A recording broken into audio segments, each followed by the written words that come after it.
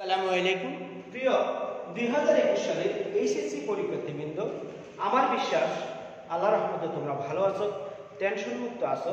কারণ তোমরা জানতে পেরেছো এইচএসসি পরীক্ষা হবে কিনা, যা হওয়ার কথা ছিল গত এপ্রিল মাসে সেটা হবে কিনা বা না হলে কি করতে হবে সেটা তোমরা জানতে পেরেছো।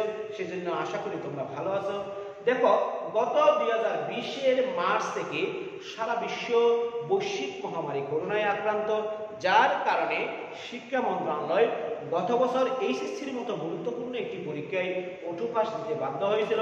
এবারে কিন্তু তারা অটু পাস দেওয়ার পক্ষে নয়, তাই তারা কিছু গুরুত্বপূর্ণ সিদ্ধান্ত নিয়েছেন। এবারে কিভাবে এসএসসি বা এইচএসসি পরীক্ষা হবে। এইচএসসি পরীক্ষার ক্ষেত্রে তারা সিদ্ধান্ত নিয়েছেন যে সকল সাবজেক্টগুলি কমন অর্থাৎ প্রত্যেকটা গ্রুপে রয়েছে, যেমন বাংলা, ইংরেজি, আইসিটি, এই তিনটি সাবজেক্ট আমরা জানি যে প্রত্যেকটি গ্রুপে রয়েছে। সায়েন্সে, আর্টসে বা কমার্সে প্রত্যেকটি গ্রুপে এই তিনটা সাবজেক্ট রয়েছে। এগুলির সাথে আরেকটা সাবজেক্ট যেটা চতুর্থ বিষয় তোমরা ঐচ্ছিক বিষয় হিসেবে নিয়েছো। এই চারটা বিষয়ে চারটা মানে যদি প্রত্যেকটা প্রথম এবং দ্বিতীয় পত্র থাকে তাহলে কয়টা হবে? বাংলা প্রথম দ্বিতীয় পত্র, ইংরেজি প্রথম দ্বিতীয় পত্র, চতুর্থ বিষয়ের প্রথম এবং দ্বিতীয় পত্র প্লাস আইসিটি, অর্থাৎ সাতটা বিষয়ে বা চারটা বিষয়ে তারা এসএসসি এবং জেএসসি রেজাল্টের উপর কি করে সাবজেক্ট ম্যাপিং করে ফলাফল তৈরি করবে। তারা এই চারটি বিষয়ে সাথে সামঞ্জস্যপূর্ণ সাবজেক্টগুলিতে এসএসসি থেকে 75% এবং জেএসসি থেকে 25% নাম্বার নিয়ে সাবজেক্ট ম্যাপিং বা ফলাফল প্রকাশ করার চেষ্টা করবে। কিন্তু তারা গ্রুপ ভিত্তিক যে সাবজেক্টগুলি আছে, যেমন সায়েন্স হলে সেখানে পদার্থবিজ্ঞান আছে, রসায়ন আছে এবং জীববিজ্ঞান অথবা উচ্চতর গণিত আছে। এখানে দেখো, পদার্থবিজ্ঞান, রসায়ন অবশ্যই পড়তে হয় এবং জীববিজ্ঞান ও উচ্চতর গণিত থেকে যে কোনো একটি সাবজেক্ট নৈর্বাচনিক বা গ্রুপ সাবজেক্ট হিসেবে নেওয়া যায়। একইভাবে কমার্সের ক্ষেত্রে যদি আমরা বলি, হিসাব বিজ্ঞান, ব্যবসায়িক ব্যবস্থাপনা ও সংগঠন এবং উৎপাদন ব্যবস্থাপনা ও বিপণন, এই তিনটা সাবজেক্টের সাথে আরেকটা অপশনাল বা ঐচ্ছিক সাবজেক্ট হিসেবে নিতে হয়। আমরা ঐচ্ছিক বিষয়টা বাদ দিয়ে যে তিনটা গ্রুপ বিষয় বা নৈর্বাচনিক বিষয় আছে, একইভাবে আর্টসও এরকম তিনটি গ্রুপ বিষয় তোমরা নিছো, সেই তিনটি গ্রুপ বিষয়ের উপর শিক্ষা মন্ত্রণালয় 10টি করে টোটাল 30টি অ্যাসাইনমেন্টের ব্যবস্থা করেছে। এই তিনটি অ্যাসাইনমেন্ট 10টি সপ্তাহ বা এই 30টি অ্যাসাইনমেন্ট 10টি সপ্তাহে প্রকাশ করা হবে এবং 10টি সপ্তাহে পরপর যে 10টি সপ্তাহে প্রকাশ করা হবে এগুলি সপ্তাহওয়ারি লিখে কলেজে জমা দিতে হবে। দেখো প্রিয় শিক্ষার্থী, অনেকে তোমরা এটাকে হালকাভাবে নিয়েছো এই অ্যাসাইনমেন্টটা, কিন্তু এটা আসলে হালকাভাবে নেওয়ার মতো নয়। কেননা শিক্ষা মন্ত্রণালয় ঘোষণা করছে যে যদি কোনো কারণবশত ডিসেম্বরে এই তিনটি সাবজেক্টের উপর 50% অর্থাৎ মার্কিং কমিয়ে পরীক্ষা নিতে না পারে, তবে অবশ্যই এই অ্যাসাইনমেন্টের উপর ভিত্তি করে তারা কি করবে? তোমাদের রেজাল্ট বা ফলাফল প্রকাশ করার চেষ্টা করবে। আবার বলতেছি, তারা চিন্তা ভাবনায় রাখছেন ডিসেম্বরের দিকে এইচএসসি পরীক্ষা অনুষ্ঠিত বা এইচএসসি পরীক্ষা নেওয়া। কিন্তু যদি করোনা মহামারীর কারণে বা বৈশ্বিক কারণে এই এইচএসসি পরীক্ষা অর্থাৎ এই তিনটি সাবজেক্টের উপর 50 মার্কসের পরীক্ষা নিতে না পারে, তাহলে অবশ্যই এই তিনটি সাবজেক্টের যে 10টি অ্যাসাইনমেন্ট আছে 10 10 10 এই 10টি 30টি অ্যাসাইনমেন্টের উপর ভিত্তি করে তোমাদের রেজাল্ট প্রকাশ করার তারা কি করবে? চেষ্টা করবে। সেজন্য আমাদের অবশ্যই এই অ্যাসাইনমেন্টকে গুরুত্ব দিতে হবে। এখন দেখো প্রিয় শিক্ষার্থী, আমরা কিভাবে অ্যাসাইনমেন্ট অনলাইন থেকে ডাউনলোড করব এবং সেটা খাতায় লিখব। দেখো, আমাকে প্রথমে ল্যাপটপ, গুগল বা মোবাইলে, ল্যাপটপ, কম্পিউটারে বা মোবাইলে আমরা গুগলে গিয়ে আমরা কোথায় যাব? প্রথমে গুগলে গিয়ে গুগলের একটা সার্চ অপশন আছে, সেই সার্চ অপশনে এই লিংকটা লিখব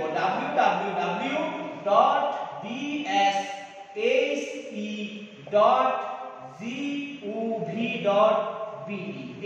এই লিংকটা লিখব। এই লিংকটা লেখার পরে আমরা সার্চ দেব। কি দেব? সার্চ দেব। আমরা যদি সার্চ দিই সেই ক্ষেত্রে আমরা একটা পেজ আমরা পাবো সেই পেজে প্রথম দিকে লেখা থাকবে 2021 সালের এইচএসসি পরীক্ষার অ্যাসাইনমেন্ট এরকম লেখা থাকবে বাংলায়। ঠিক আছে, এই এই এই এই যে একটা প্রথম এটাতে ক্লিক করার পর যে একটা পেজ পাবো সেই পেজের প্রথম দিকে যে এরকম লেখা থাকবে সেটা আমরা ক্লিক করব। সেটা আমরা কি করব? ক্লিক করব। এটাতে ক্লিক করার পর আমরা আরেকটা পেজ পাবো। আরেকটা কি পাবো? পেজ পাবো। সেই পেজে চারটা গ্রিড লেখা থাকবে। কয়টা লেখা থাকবে? চারটা। একটা প্রথম নাম্বার হচ্ছে যে HSC 21 notice, HSC 21 notice 1 PDF এরকম লেখা থাকবে। এরপরে আরেকটাতে লেখা থাকবে অ্যাসাইনমেন্ট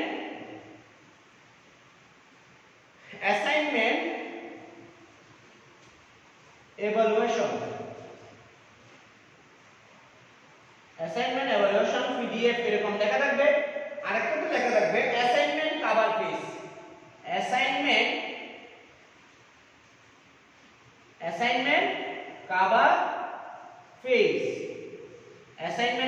পেজ, পিডিএফ এরকম লেখা থাকবে।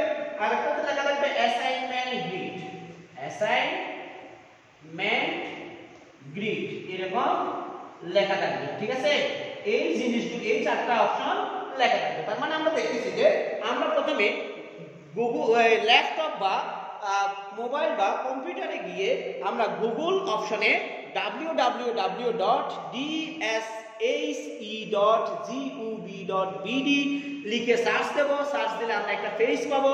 সেই পেজটা হচ্ছে 2021 অর্থাৎ 2021 সালের এইচএসসি পরীক্ষার অ্যাসাইনমেন্ট প্রদান।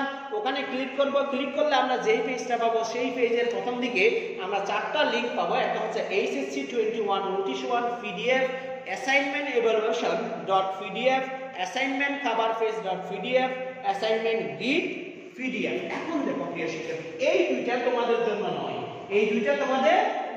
তোমাদের জন্য হচ্ছে এই দুইটা, অ্যাসাইনমেন্ট কভার পেজ এবং অ্যাসাইনমেন্ট গ্রিড। তোমরা অ্যাসাইনমেন্ট কভার পেজে গিয়ে অ্যাসাইনমেন্ট কভার পেজটা ডাউনলোড করবা এবং অ্যাসাইনমেন্ট গ্রিডে গিয়ে তোমাদের সাবজেক্টের যে অ্যাসাইনমেন্টগুলি দেওয়া আছে সেই অ্যাসাইনমেন্টগুলি তোমরা ডাউনলোড করে তোমাদের মোবাইলে বা ল্যাপটপে বা প্রিন্টার থেকে প্রিন্ট করে তোমরা নিয়ে নিতে পারো। ঠিক আছে, এই অ্যাসাইনমেন্ট গ্রিডের মধ্যে তোমাদের সাবজেক্টের যে তিনটা সাবজেক্টের তোমাদের অ্যাসাইনমেন্ট দিতে হবে সেই তিনটা সাবজেক্টের প্রথম উইক এবং ফার্স্ট উইক এবং সেকেন্ড উইক অর্থাৎ প্রথম সপ্তাহ এবং দ্বিতীয় সপ্তাহের অ্যাসাইনমেন্ট দেওয়া আছে।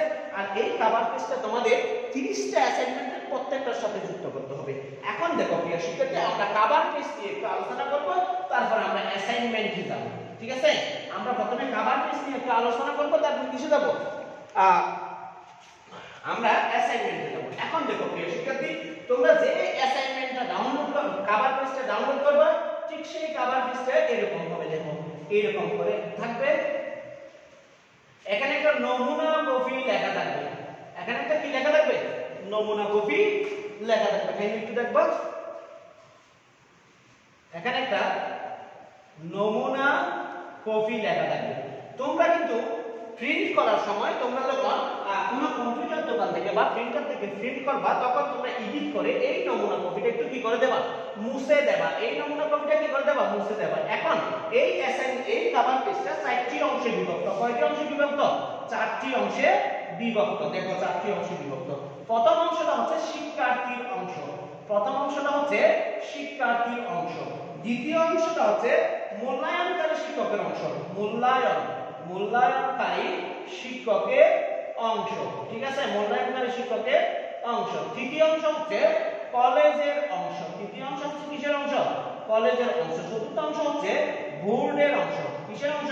বোর্ডের অংশ। তাহলে এখানে দেখো প্রিয় শিক্ষার্থী, এই কভার পেজটার মধ্যে 4টা অংশ দেখতেছি আমরা। প্রথম অংশ দেখতেছি শিক্ষার্থীর অংশ, দ্বিতীয় অংশ দেখতেছি মূল্যায়নকারী শিক্ষকের অংশ, তৃতীয় অংশ দেখতেছি কলেজের অংশ এবং চতুর্থ অংশ দেখছি শিক্ষা বোর্ডের অংশ। সুতরাং তোমাদের কাজ কোনটা? তাহলে এখানে এই 4টার মধ্যে তোমাদের কাজ কোনটা? শিক্ষার্থীর যেটা আছে সেটাই হচ্ছে তোমাদের কাজ।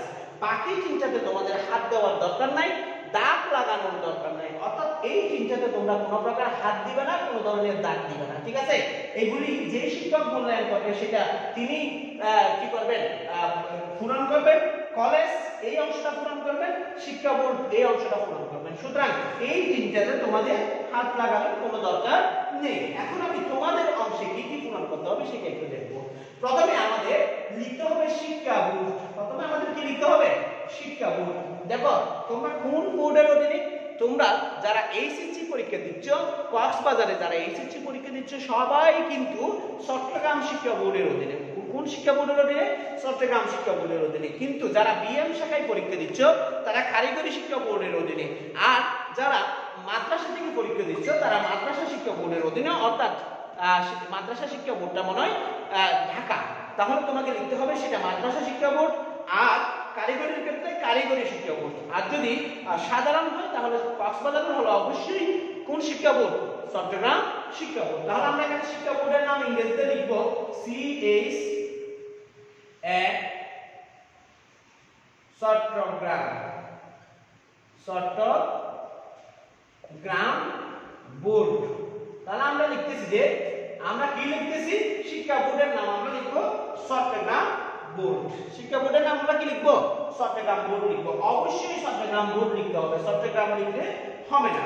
এরপর দেখো পরবর্তী অংশে যেটা আছে সেটা হচ্ছে এরকম শিক্ষার্থীর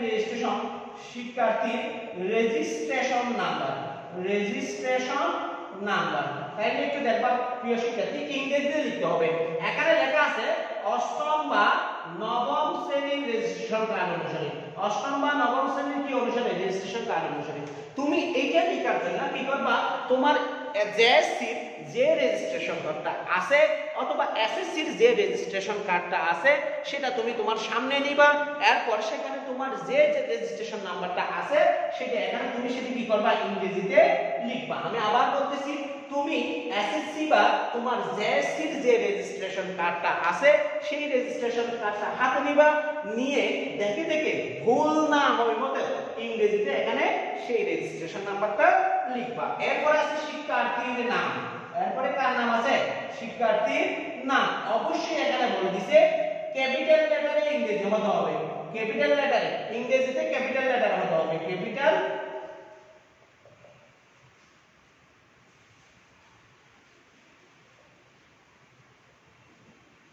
লেটার হতে হবে, ঠিক আছে। তাহলে ক্যাপিটাল লেটার যদি হতে হয়, আমি এগুলো একটু মুছে দিচ্ছি কারণ এগুলিতে তোমাদের দরকার নাই, সুতরাং আমি এগুলো একটু মুছে দিচ্ছি। তাহলে দেখো শিক্ষার্থীদের নাম, শিক্ষার্থীর নাম বা পরীক্ষার্থীর নাম, শিক্ষার্থীর নাম বা পরীক্ষার্থীর নাম। এখানে বলছে ইংরেজিতে ক্যাপিটাল লেটারে, ঠিক আছে, ইংরেজিতে ক্যাপিটাল লেটারে হতে হবে। তাহলে দেখো প্রিয় শিক্ষার্থী, তোমার ওই যে রেজিস্ট্রেশন কার্ড তুমি যেটা নিছো রেজিস্ট্রেশন নাম্বার লেখার জন্য, সেই রেজিস্ট্রেশন কার্ডে তোমার নাম যেটা আছে ইংরেজিতে সেই নামটা এখানে ক্যাপিটাল লেটারে লিখবা। মনে করো তোমার নাম কি নাম, আব্দুল করিম, ঠিক আছে, তোমার নাম কি আব্দুল করিম, তোমার ইংরেজি নাম। ওই রেজিস্ট্রেশন কার্ড বা এসএসসি সার্টিফিকেট বা জেএসসি সার্টিফিকেটে তোমার নামটা আছে আব্দুল করিম। এবার আছে শিক্ষার্থীর পিতার নাম, ইংরেজিতে শিক্ষার্থীর পিতার নাম সেম এইটার মতন ইংরেজিতে ক্যাপিটাল লেটারে লিখতে হবে। মনে করো তোমার বাবার নাম আব্দুল কালাম, তোমার বাবার নাম কি আব্দুল কালাম বা রহিমউল্লাহ, লিখলাম রাহিমউল্লাহ, ঠিক আছে, রাহিমউল্লাহ। এভাবে কিসে লিখতে হবে, ক্যাপিটাল লেটারে লিখতে হবে। এবার শিক্ষার্থীর মাতার নাম, শিক্ষার্থীর মাতার নাম, তাইলে একটু দেখো শিক্ষার্থীর মাতার নাম তাও কিন্তু ক্যাপিটাল লেটারে লিখতে বলছে, তাও কিসে লিখতে বলছে, ক্যাপিটাল লেটারে লিখতে বলছে। ক্যাপিটাল লেটারে লিখলে মনে করো তোমার মাতার নাম রুকসানা আক্তার,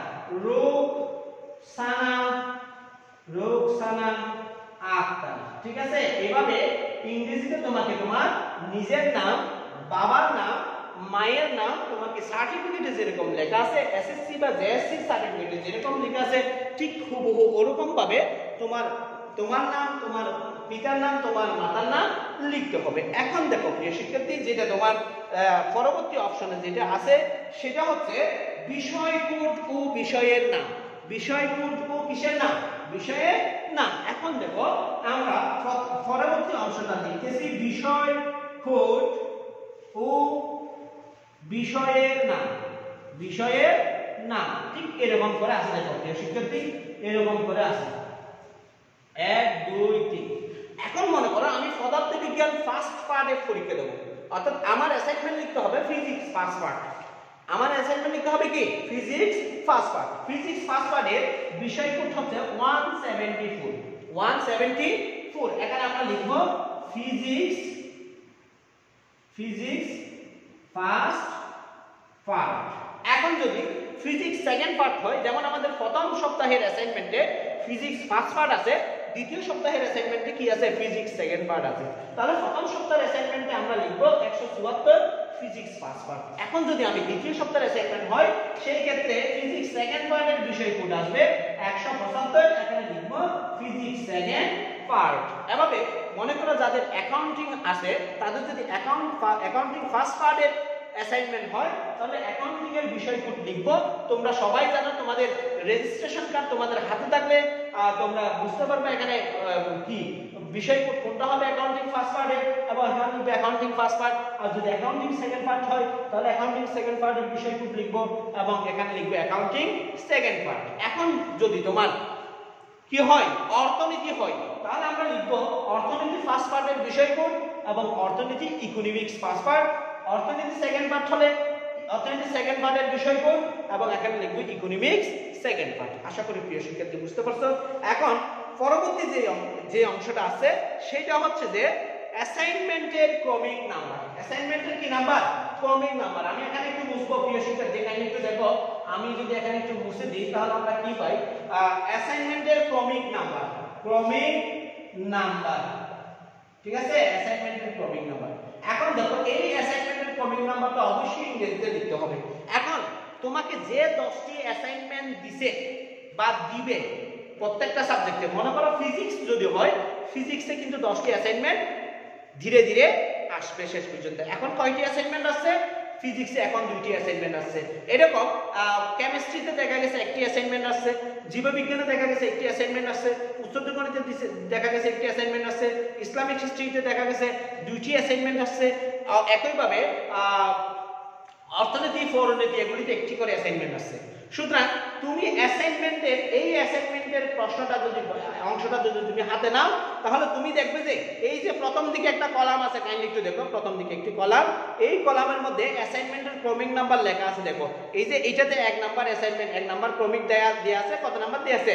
1 নাম্বার দেয়া আছে। একইভাবে পরবর্তী অ্যাসাইনমেন্টে কাইন্ডলি দেখো, এই যে পরবর্তী অ্যাসাইনমেন্টে আমাদের এই কলামে লেখা আছে 2 নাম্বার অ্যাসাইনমেন্ট। কত নাম্বার অ্যাসাইনমেন্ট লেখা আছে? 2 নাম্বার অ্যাসাইনমেন্ট। দেখো তাহলে আমি যদি 1 নাম্বার অ্যাসাইনমেন্ট হয় তাহলে 01 লিখব, যদি 2 নাম্বার অ্যাসাইনমেন্ট হয় 02 লিখব, এবং 10 নাম্বার অ্যাসাইনমেন্ট হলে ওই সাবজেক্টের 10 নাম্বার অ্যাসাইনমেন্ট হলে সেখানে আমরা লিখব অ্যাসাইনমেন্টের ক্রমিক নাম্বার। এরপরে আছে আমাদের অ্যাসাইনমেন্টের শিরোনাম। অ্যাসাইনমেন্টের কি শিরোনাম লেখা আছে, শিরোনাম। এখন দেখো প্রিয় শিক্ষার্থী, যেখানে অ্যাসাইনমেন্ট তোমরা ডাউনলোড করার পর যে কলামে ক্রমিক নাম্বার দেখতে পাবা, যে কলামে ক্রমিক নাম্বার দেখতে পাবা ঠিক সেই কলামে অধ্যায়ের নিচে শিরোনাম দেয়া আছে। যেমন এখানে 1 নাম্বার অ্যাসাইনমেন্টে লেখা আছে দেখো দ্বিতীয় অধ্যায় শিরোনাম ভেক্টর, দ্বিতীয় অধ্যায় শিরোনাম ভেক্টর। এবং 2 নাম্বার অ্যাসাইনমেন্টে দেখো, 2 নাম্বার অ্যাসাইনমেন্টে দেখো প্রথম অধ্যায় শিরোনাম তাপগতিবিদ্যা। প্রথম অধ্যায় শিরোনাম কি গতিবিদ্যা?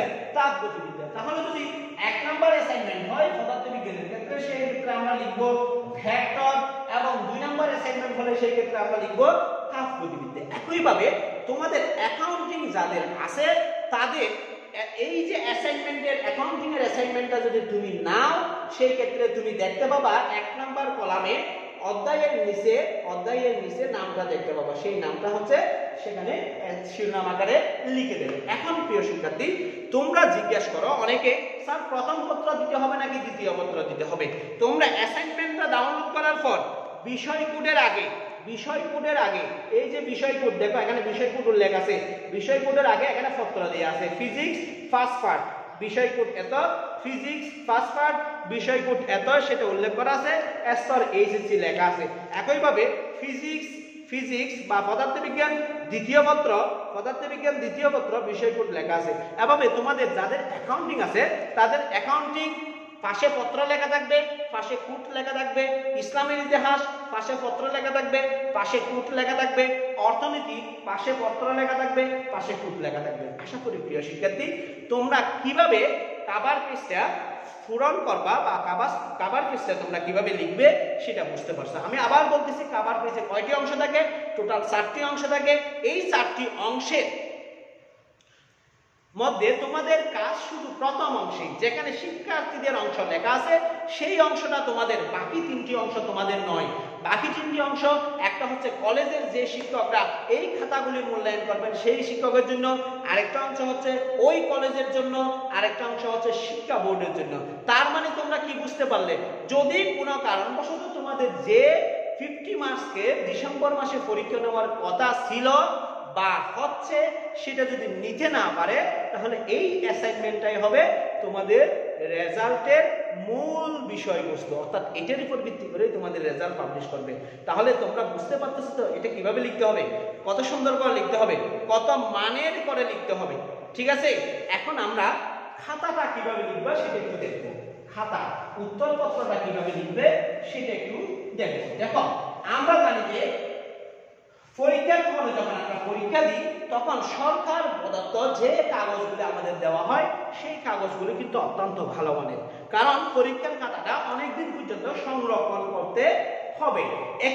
এখানকার খাতাটা আরো একটু আলাদা, কারণ এখানে প্রথমে তোমাদের হাতে যাবে, তোমাদের বাড়িতে তোমরা ইচ্ছে মতো করে যেভাবে ইচ্ছে সেভাবে লিখবে, এরপরে টিচারদের হাতে আসবে, টিচার সেটা কাটবে, এরপর কলেজ সেটা মূল্যায়ন করবে, কলেজের পরে সেটা আবার বোর্ডে যাবে, অনেক লম্বা হিস্ট্রি। তাই তোমাদের অবশ্যই কাগজটা ভালো মানের করে দিতে হবে। এখন দেখো তোমরা তোমাদের বাড়িতে যেই কাগজ নিয়ে লেখালেখি করো সেটা দিয়েও কিন্তু পরীক্ষার অ্যাসাইনমেন্ট লিখতে পারবে, কোনো সমস্যা নেই। তবে যেহেতু এই পরীক্ষাটা এই অ্যাসাইনমেন্ট পরীক্ষার উপর ভিত্তি করে তোমাদের রেজাল্ট হওয়ার সম্ভাবনা অনেক বেশি, সেহেতু তোমাদের ওই বাড়িতে যে খসড়া কাগজগুলো দিয়ে লিখো সেগুলো দিয়ে লিখতে কি ভালো হবে? নিশ্চয়ই ভালো হবে না। তাই একটু মানসম্পন্ন কাগজ দিয়ে লিখতে হবে। তাহলে আমরা কি করব? A4 সাইজের কাগজ নেব। কি 4 সাইজের কাগজ নেব? A4 সাইজের। এই A4 সাইজে আবার দুই ধরনের কাগজ আছে, একটা হচ্ছে রেগুলার, আর একটা হচ্ছে লিগ্যাল। ঠিক আছে, একটা হচ্ছে রেগুলার আর একটা হচ্ছে কি লিগ্যাল। অর্থাৎ রেগুলার যেটা আছে আমরা সেটা নেব না, লিগ্যালটা নেব না, লম্বাটা নেব না। অর্থাৎ A4 সাইজের মধ্যে যেটা লম্বা সেটা আমরা নেব না, যেটা নরমাল যেটা সবাই ইউজ করে ফটোকপিতে ইউজ করি আমরা সেই কাগজটা নেব। আবার A4 সাইজ কাগজে বিভিন্ন গ্রামের আছে, যেমন 65 গ্রাম আছে, 80 গ্রাম আছে, 120 গ্রাম আছে। ঠিক আছে, এরকম অসংখ্য গ্রামের কাগজ আছে। এখন তুমি কোন মানের কাগজ দেবা সেটা তোমার উপর নির্ভর করবে। তুমি চাইলে 65 গ্রামও দিতে পারো, তুমি চাইলে 80 গ্রামও দিতে পারো, তবে 120 গ্রাম এত মোটা কাগজ দেওয়ার দরকার নেই। এই 60 গ্রাম বা 80 গ্রামের কাগজ দিলে হবে, 60 গ্রাম বা 80 গ্রামের কি দিলে হবে? কাগজ দিলে হবে। এখন দেখো আমরা খাতায় কিভাবে মার্জিন করব। এখন দেখো আমাদের পেজটা ঠিক এরকম না, A4 সাইজের কাগজ। আমরা পরীক্ষার খাতায় লেখার সময় অনেকে ঠিক এইভাবে মার্জিন করি, তাই না? কোনো সমস্যা নেই। অর্থাৎ দুই পাশে মার্জিন করতে পারো, এক পাশে মার্জিন করতে পারো, তুমি চার পাশেও চাইলে মার্জিন করতে পারো, কোনো সমস্যা নেই, সেটা তোমার ব্যাপার। মার্জিন কিন্তু যেহেতু আমরা পরীক্ষার খাতায় পেন্সিল দিয়ে মার্জিন করতাম, এখানেও চাইলে পেন্সিল দিয়ে মার্জিন করতে পারবো, তবে সুবিধার জন্য অর্থাৎ ভবিষ্যতে সমস্যা না হওয়ার জন্য আমরা পেন্সিলের পরিবর্তে কালি দিয়ে কলম দিয়ে কি করব? মার্জিন করব। এরপরে দেখো আমরা উভয় পৃষ্ঠায় লিখব নাকি এক পৃষ্ঠায় লিখব, উভয় পৃষ্ঠায় লিখব কিনা এক পৃষ্ঠায় লিখব। শিক্ষা মন্ত্রণালয় থেকে স্পষ্ট উল্লেখ করে দিয়েছে এক পৃষ্ঠায় লিখতে হবে, কোনোভাবে উভয় পৃষ্ঠায় লেখা যাবে না। এই যে এই পৃষ্ঠায় লিখলে এই পৃষ্ঠায় লেখা যাবে না, শুধুমাত্র এক পৃষ্ঠায় লিখবো। অর্থাৎ এরকম যতটা পেজ লাগবে লাগুক আমরা এক পৃষ্ঠায় কি করতে পারবো? লিখতে পারবো। এরপরে দেখো অনেকেই জিজ্ঞেস করো, স্যার ভিন্ন ভিন্ন কালারের কলম বা ভিন্ন ভিন্ন কালারের কালির কলম ইউজ করতে পারবো কিনা? এখন দেখো তুমি কোন কালারের কালি ইউজ করবা সেটা তোমার উপর নির্ভর করবে। তবে শর্ত আছে, পরীক্ষার খাতায় লাল কালি ইউজ করা যায় না, লাল কালি কি করা যায় না, ব্যবহার নিষিদ্ধ। পরীক্ষার খাতায় লাল কালি ব্যবহার নিষিদ্ধ, সম্পূর্ণ নিষিদ্ধ। ঠিক আছে, তাহলে তোমাদের তো অবশ্যই কালো কালির বল পয়েন্ট জেল পয়েন্ট হবে না, জেল কলম হবে না, বল পয়েন্ট কলম দ্বারা লিখতে হবে। কালো কালির বল পয়েন্ট কলম দ্বারা লিখতে হবে, মাস্ট বি, লিখতে হবে। তবে অন্য কালি, লাল কালি ছাড়া অন্য কালারের কালিগুলি, লাল কালি ছাড়া অন্য কালারের কালির কলম দিয়ে কি করতে পারো, মার্কিং করতে পারো। অন্য কালার কালি কলম দিয়ে মার্কিং করতে পারো। ঠিক আছে, করতে পারো। যেমন আমরা মনে করো 1 নং প্রশ্নের উত্তর লিখলাম, 1 নং প্রশ্নের উত্তর। ঠিক আছে, এটার নিচে এই যে আমরা এখন ডাবল বার মার্কিং করি না, এটা চাইলে তুমি অন্য কোনো কালারে কলম দিয়ে কি করতে পারো, অন্য কোনো কালারের কালির কলম দিয়ে তোমরা মার্কিং করতে পারো। ঠিক আছে, এখন অনেকে প্রশ্ন করে, স্যার উত্তর লেখার সময় কি উদ্দীপক লিখতে হবে বা প্রশ্ন লিখতে হবে? উত্তর লেখার সময় কি উদ্দীপক বা প্রশ্ন লিখতে হবে? উত্তর লেখার সময় উদ্দীপক বা প্রশ্ন লিখতে হবে কি? দেখো, তোমরা যখন পরীক্ষার খাতায় লিখো, তোমরা যখন কলেজের পরীক্ষার খাতায় লিখো, কলেজে বসে যখন পরীক্ষা দাও, পরীক্ষার হলে যখন পরীক্ষা দাও, তখন কি তোমরা খাতায় উত্তর লিখতে, প্রশ্ন লিখতে, খাতায় কি উদ্দীপক লিখতে? তোমরা কি তোমাদের খাতায় কখনো উদ্দীপক লিখেছো? পরীক্ষার খাতায় তোমরা কি কখনো প্রশ্ন লিখেছো? যদি না লিখে থাকো, তাহলে এখানে কেন উদ্দীপক বা প্রশ্ন লিখতে হবে? সুতরাং আমি স্পষ্ট বলতে পারি, এই অ্যাসাইনমেন্ট খাতায় উদ্দীপক বা প্রশ্ন লেখার কোনো দরকার হবে না, এখন দেখো তোমরা উত্তরগুলি কিভাবে লিখবে। আমরা আগে যখন ফলে পরীক্ষা দিতাম, তখন কিন্তু আমরা ক নাম্বার প্রশ্নের উত্তরের পরে ক নং প্রশ্নের উত্তর লেখার পরে অনেক ক্ষেত্রে আমরা দেখছি যে গ নং প্রশ্নের উত্তর লিখছি, এরপরে দেখা গেছে যে খ নং প্রশ্নের উত্তর লিখছি। কিন্তু অ্যাসাইনমেন্ট লেখার সময় এরকম করা চলবে না। ক নং প্রশ্নের উত্তর লেখার পরে অবশ্যই খ নং প্রশ্নের উত্তর লিখতে হবে, অর্থাৎ প্রশ্নের উত্তর সিরিয়াল মতো হবে, অর্থাৎ ক্রমিক অনুসারে হতে হবে।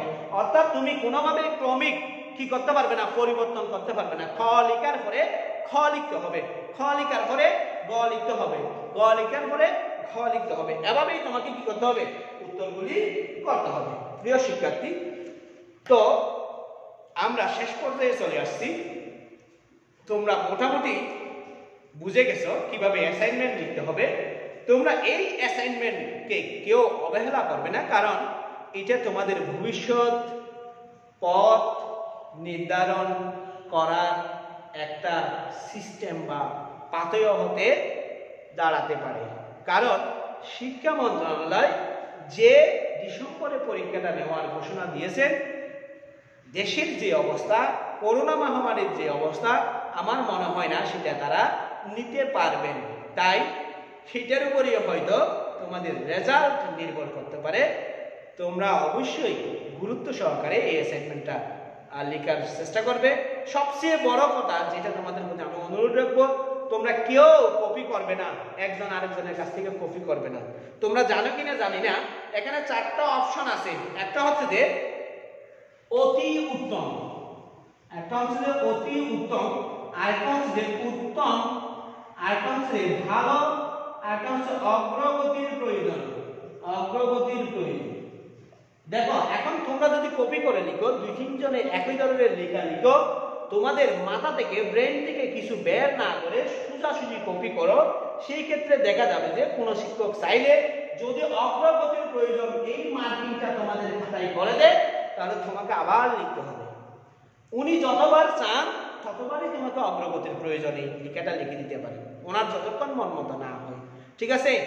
সো এই যে খাতাগুলি, মনে করো আমার হাতে 100টা খাতা আসছে, আমি ওই 100টা খাতার মধ্যে দেখছি যে 90টা খাতা একই রকম, বাকি 10টা খাতার মধ্যে 5টা খাতা ভিন্ন ভিন্ন, আর 4টা খাতার মধ্যে দেখা গেছে যে একই রকম, অন্যটা আরেক রকম। অর্থাৎ আমি এই খাতাগুলি মূল্যায়ন করার সময় যদি কোনো খাতা ব্যতিক্রম দেখতে পাই, স্বাভাবিকলি আমার তাকে নাম্বার বেশি দেওয়ার মানসিকতা জন্মাবে। সুতরাং তুমি কি নাম্বার বেশি পেতে চাও না? যদি বেশি পেতে চাও, নিজের ব্রেনকে চাপ দাও, নিজের মাথাকে চাপ দাও, অন্যজনকে কপি করার চিন্তা করিও না। ভালো থেকো, আসসালামু আলাইকুম।